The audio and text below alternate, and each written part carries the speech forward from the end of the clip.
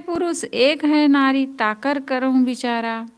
इस बात पर विचार करो कि जीव रूप एक पुरुष कोटि है तथा प्रकृति रूप एक नारी है। इस बात पर विचार करो। साहब कहते हैं मैं अगर कहता हूँ ऐसा तो कोई मानता नहीं है मेरी बात को। यहाँ तो सामान्य नारी पुरुष लोग समझते हैं, लेकिन इस बात पर विचार करो कि जीव रूप एक पुरुष कोटि है, एक है पुरुष एक है नारी। जीव रूप एक पुरुष है और प्रकृति रूप एक नारी है। एक है पुरुष एक है नारी, ताकर करो विचारा। इस बात पर विचार करो। एक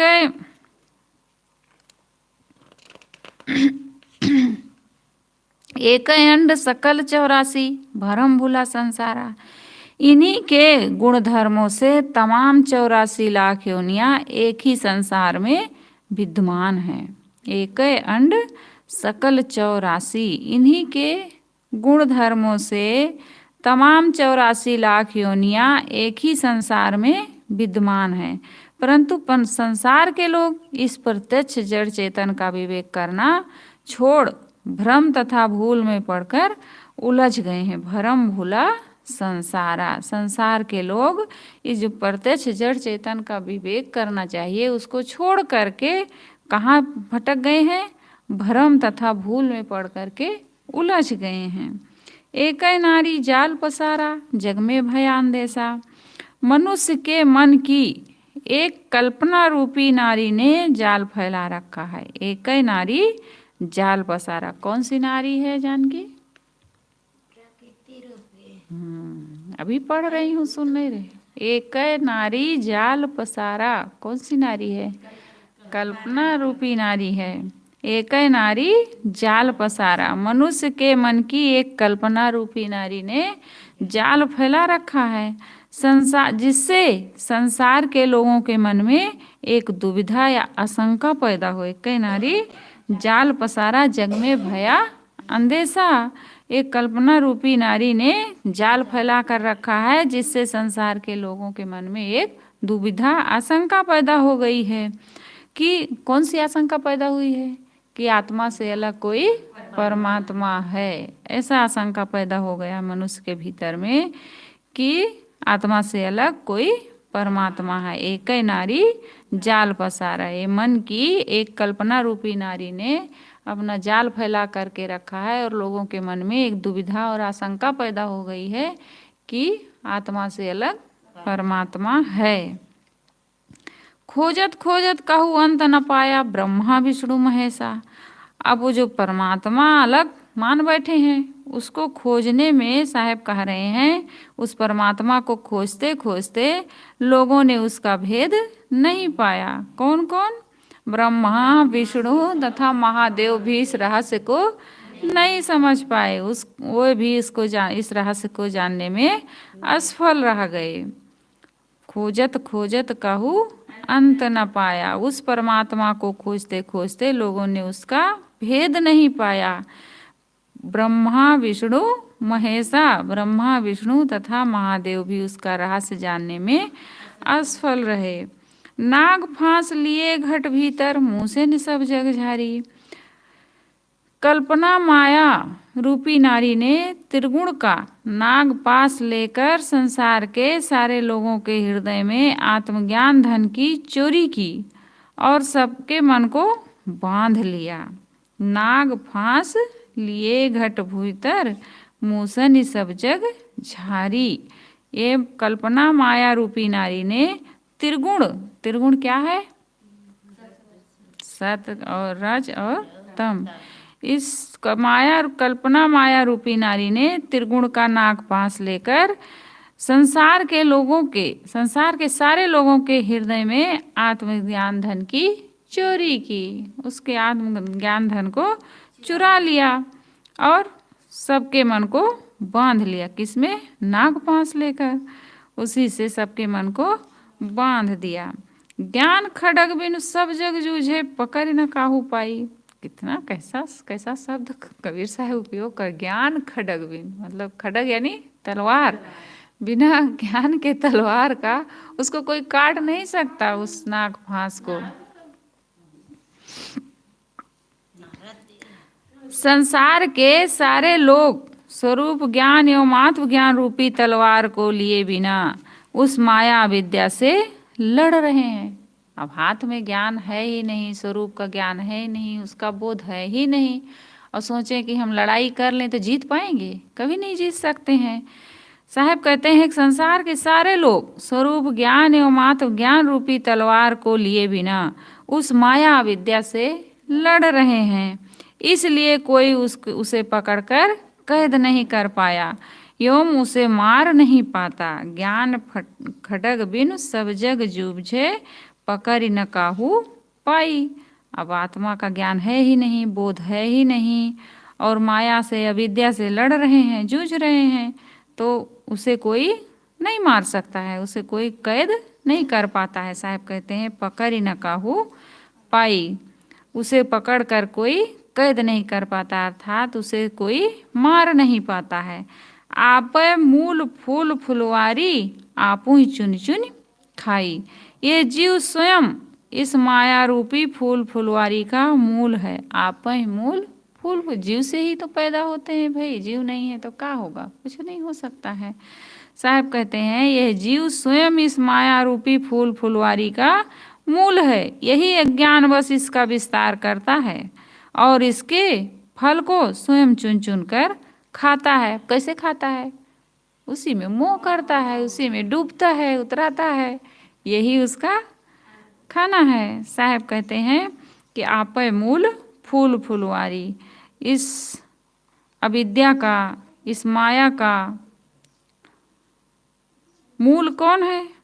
स्वयं जीव है, और यही अज्ञान बस इसका विस्तार करता है और इसके फल को स्वयं चुन चुन कर खाता है, अर्थात विमोहित माया में डूबता है। कहाँ कबीर तेई जन उबरे, जे गुरु लियो जगाई।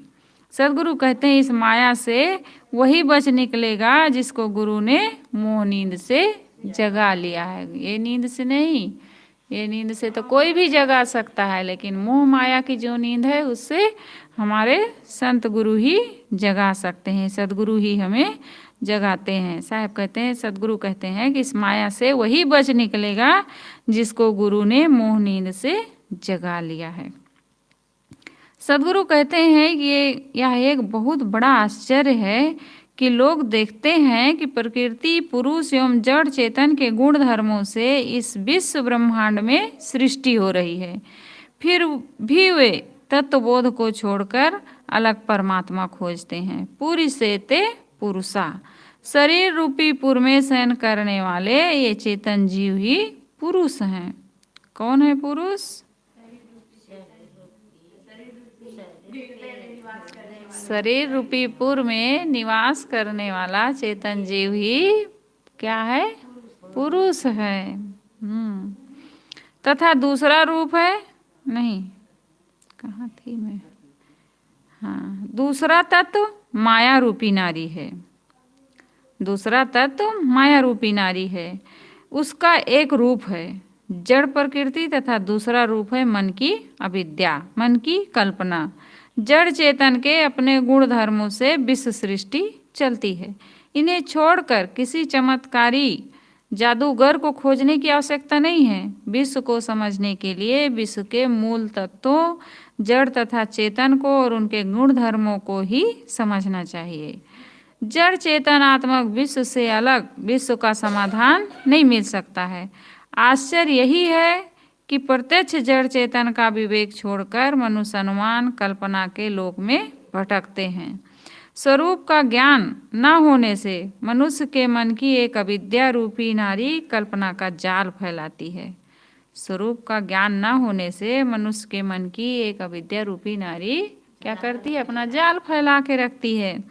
सीधी बात यह है कि जीव अपने आप के महत्व को ना समझकर अपने लक्ष्य को अलग खोजता है, अपनी शांति को, परम तत्व को, परमात्मा को अलग खोजता है, अपने आप का महत्व न समझकर। जहाँ तक अपनी आत्मा से अलग परमात्मा खोजने की बात है, वह सब केवल मन का विस्तार है, मन की कल्पना है। अपने मन की कल्पना के विस्तार में पड़कर ही जीव संदेहों से ग्रसित हो जाता है।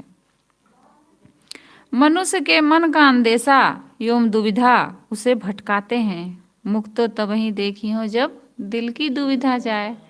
अपना मुख तभी देख पाओगे जब मन का संदेह, भ्रम, मान्यता, कल्पना ये जब मिटेगी तभी अपने को समझ सकते हो। मन की दुविधा तभी मिट सकती है।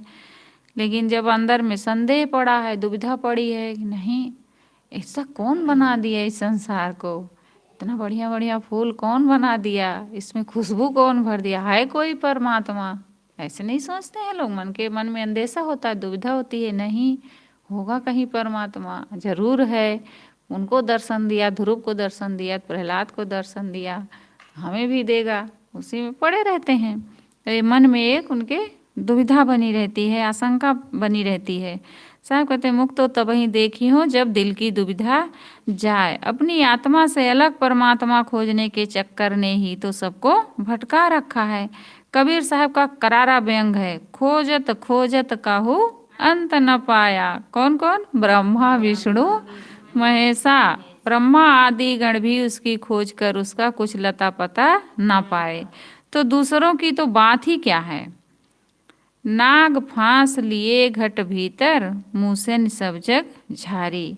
माया ने नाग फांस से सबके मन को बांध लिया है और सबके भीतर उसके आत्मज्ञान धन को चुरा लिया है। यह अज्ञान, अविद्या, अपने मन की भूल, यही तो माया है और यही तो सबको बांधती है, यही सबको बांधती है। अब भूल है, अविद्या है भीतर में, तो जो अपना नहीं है उसको अपना मान रहे हैं। जो अपना नहीं है, प्राणी हो या पदार्थ हो या अपना ही शरीर है, कुछ अपना है नहीं, सब स्थिर रहने वाला कुछ है नहीं, सब छूटने वाला है। लेकिन मन में अविद्या है, नहीं ये मेरा शरीर है, ये मेरा पुत्र है, मेरी पत्नी है, मेरा धन है, मेरा घर है, लेकिन वो सब छूटने वाला है। और मन में अज्ञान बस उसको अपना मान रहा है। जब संत गुरु मिल जाते हैं, उसको परखा देते हैं, उसका बोध करा देते हैं, तब उसका जो मन का संदेह रहता है कि नहीं हम कहाँ भूल रहे थे, कहाँ भटक रहे थे, उसके मन का जो अज्ञान है वो मिट जाता है। जो कबीर साहब कहे जहाँ नहीं तहाँ सब कुछ जानी, जहाँ है तहाँ ले पहचानी। जहाँ कुछ नहीं है उसको अब सब कुछ मान करके बैठे हो। जितनी भी नाशवान चीज़ें हैं, जड़ चीज़ें हैं, सब छूटने वाली हैं और तुम उनको अपना मान रहे हो। जहाँ है तहाँ ले पहचानी, जो तुम्हारा है उसको पहचानो, उसकी परख करो, तब तुम्हारा कल्याण होगा, उद्धार होगा। साहब कहते हैं कि यह ज्ञान, यह विद्या, अपने मन की भूल, यही तो माया है और यही तो सबको बांधती है। अपनी ही भूल अपने को भटकाती है। पुराणों के अनुसार नागपाश अरुण का एक अस्त्र माना जाता है। लक्ष्मण को मारा था ना नागपाश रूपी अस्त्र, कौन मारा था? मेघनाथ मारा था। उसको छुड़ाते कौन है? गरुड़ देवता आते हैं, वही छुड़ाते हैं। अरे पक्षी है लेकिन देवता भी मानते हैं ना, गरुड़ गरुड़ देवता ऐसे कहते हैं क्या? देवता मानते हैं कि पक्षी ही मानते हैं? पता नहीं। हाँ, अब बेचारे को बना दिए हैं पक्षी। कहीं पक्षी छुड़ाने आएगा, उसको क्या पता। कोई मनुष्य रहा होगा गरुड़ नाम का, वो जानता रहा होगा, अगर ऐसा हुआ है तब। और नाग फांस ऐसा का अस्त्र है, उसमें नाग ही पूरा उसके लपेट लेते हैं, ऐसे दिखाते हैं ना। दोनों जन को मारे थे शायद, दोनों भाई को, एक ही जन, दोनों को लपेट देते हैं, लक्ष्मण राम दोनों को एक साथ।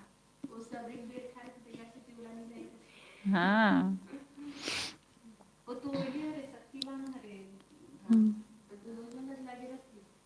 नहीं, नाग फांस अस्त्र ना दोनों को शायद मारे रहते हैं, हमें ऐसे लगता है भाई, पता नहीं सही है ना।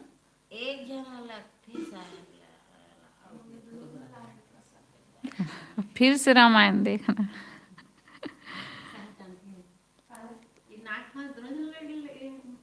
नाग पास अस्त्र मारता है जब मेघनाथ, तो राम लक्ष्मण दोनों को मारता है ना, केवल लक्ष्मण को। मैं तो शक्तिवान जानती थी, ऐसे लगता है दोनों को मार दिया था एक साथ। दोनों को लपेट के पड़े रहते हैं साहेब।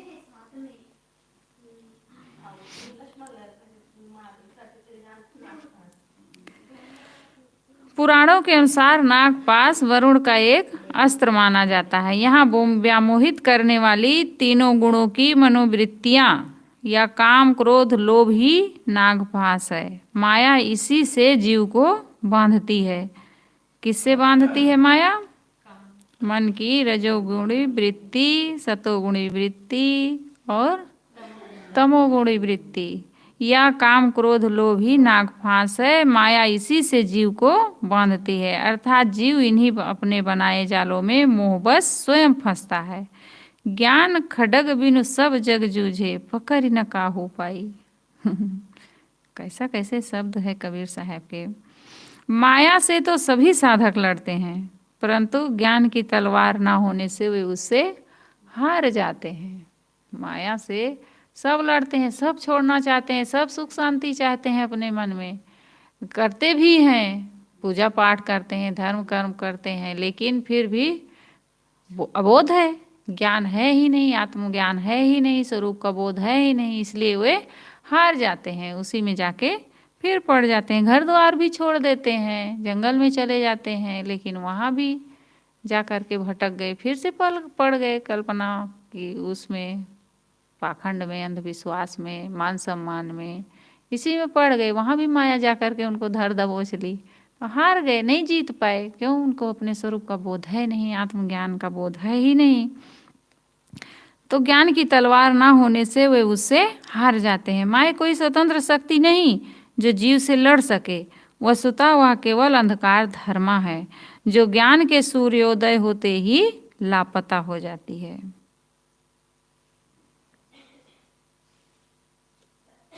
माया कोई स्वतंत्र शक्ति नहीं है जो जीव से लड़ सके, वह केवल अंधकार धर्मा है, और जब ज्ञान का सूर्योदय उदय हो जाता है तब वह लापता हो जाती है। अज्ञान ही तो माया है, अज्ञान से ही तो मन कल्पनाओं का जाल बुनता है और उसी में जीव उलझता है। ज्ञान होने पर यह सब अपने आप निवृत्त हो जाते हैं। आपे मूल फूल फुलवारी, आपू ही चुन चुन खाई, भव बंधनों का विस्तार ही फूल फुलवारी है। उसका मूल स्वयं जीव ही है, यही तो अपने आप को भूलकर माया का विस्तार करता है और स्वयं उसी में उलझकर दुख पाता है। मनुष्य द्वारा बिछाया हुआ जाल ही तो उसे फंसाता है। अब मनुष्य स्वयं शादी करता है, और ना करना चाहे तो उसको कौन माया में फंसाएगा? माया ही तो है वो भी। कौन अगर शादी ना करना चाहे तो उसको कोई नहीं फंसा सकता है, नहीं करेगा तो। और स्वयं शादी करता है, फिर माया का पूरा विस्तार। एक शादी करने से कितने रिश्ते बनते हैं, अब वो सब माया ही तो है, स्वयं तो उसका जाल फैलाया है। अब उसमें वो निकलना चाहे तो जल्दी से निकल नहीं सकता है, क्योंकि एक ना एक तो उसका पैर पकड़ पकड़ खींचेंगे। बहुत है तो एक हो तो भी चलो भाई काट दे, लेकिन अब बहुत सारे बंधन हो गए, तब उसको कितना वो काटेगा? वही उसके लिए माया है। आपे मूल फूल फुलवारी, उसको कौन फंसाया? स्वयं फंसा उसमें जाने की। बीड़ी पीने की आदत कौन बनाई? स्वयं बनाया ना। तंबाकू खाने की आदत कौन बनाई? शराब पीने की आदत कौन बनाई? स्वयं बनाया। और उसके लिए बंधन, उसी में फिर पड़ करके उलझ रहा है, भटक रहा है। साहब कहते हैं आपे मूल फूल फुलवारी, इस माया का विस्तार, इस माया का मूल कौन है? स्वयं जीव है, और यही तो अपने आप को भूलकर माया का विस्तार करता है, स्वयं उसी में उलझकर दुख पाता है। मनुष्य द्वारा बिछाया हुआ जाल ही तो उसे फंसाता है। मकड़ी स्वयं जाल बुनकर जैसे स्वयं ही उसमें फंस जाए, वैसे ही तो जीव अपने बनाए बंधनों में बंधता है। मकड़ी की जाल बुनती है तो उसमें फंस जाती है, फिर कहाँ निकल पाती, उसी में घूमती रहती है, तार उससे छूटता ही नहीं है। कभी देखो ऊपर चढ़ भी जाए तो उठाओ तो ऐसे तार से वो लटकी रहती है, इतने महीन तार से पता ही नहीं चलता है। देखो तो जब उनको ऐसे छुड़ाओ तब पता चलता है। तो स्वयं जाल बुनती है और स्वयं उसमें फंस जाती, उलझ जाती है। वैसे जीव अपने बनाए बंधनों में बंधता है। जीव को कोई दूसरा बांधता नहीं है, और स्वयं अपनी भूल से अपने लिए जाल बनाकर उसी में उलझ जाता है। सदगुरु कहते हैं वही उस जाल से उबरता है जिसको गुरु जगा लेते हैं। माया मोह से कौन उबरता है? कहाई कबीर ते उबरे जाहि न मोह समाए। इस माया से, इस संसार से, इस भवसागर से कौन उबरेगा? जिसके मन में मोह नहीं है, जिसके भीतर मोह नहीं समाता है। और यहाँ पर सदगुरु कहते हैं तेई जन उबरे जही गुरु लियो जगाई। माया से वही उबर सकता है जिसको गुरु जगा लेते हैं। बड़ा मार्मिक वचन है। कहाँ कबीर तेई जन उबरे जही गुरु लियो जगाई। वैसे गुरु तो सबको जगाना चाहते हैं, गुरु सबको जगाना चाहते हैं, उपदेश सबके लिए वो तो करते हैं। लेकिन जब कोई अपनी आँख खोलना चाहे तब तो अब खोलना ही नहीं चाहते हैं, तो कौन उनको जगाएगा? अब सोने का वो नाटक भी कर रहे हैं, जगना नहीं चाहते हैं, तो ज़बरदस्ती कैसे जगा पाओगी? जो जगना चाहते हैं उन्हीं को गुरु भी जगा पाते हैं।